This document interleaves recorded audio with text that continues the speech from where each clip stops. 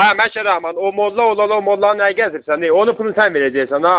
Səndən ötə heç kim verəməz, bax onun pulunu. Ay, mollanın da dədəsini görürüz. Kim sən? Ay, cəhənnəm var, ne köpəyə ağzını açsan, ne yaman danışır. Cəhənnəm başını Ne pisdir, ne cəhənnəm var, ne elə köpəyin də varsan. Kim sən dədiyin ağzını?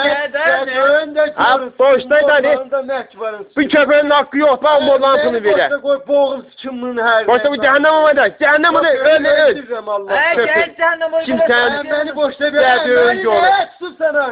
Ay qoy gətirəm nə poxuyacaq. Ya qoy gəmi gözünə nə poxuyacaq. A köpək ol, sənin yerin bu. Ay ne tamam, daha gömle poxuyacaq. Ha boşda görməyir. Görürüz Kerem. Köpək ol. Ha boşda. Sən əbəfət boşda görün nə Boşda poxuyacaq. qoy kim onun dədəsini görür. Yeri ona Ağzın kül başı öl. Gör danışsın sözə bax. Ne oturursan orada? Danışsın. Cəhənnəm olsun söyle. Öl də nə də. Götün qoşduğuna Ay, elə ayağa. Kül başı vay kül.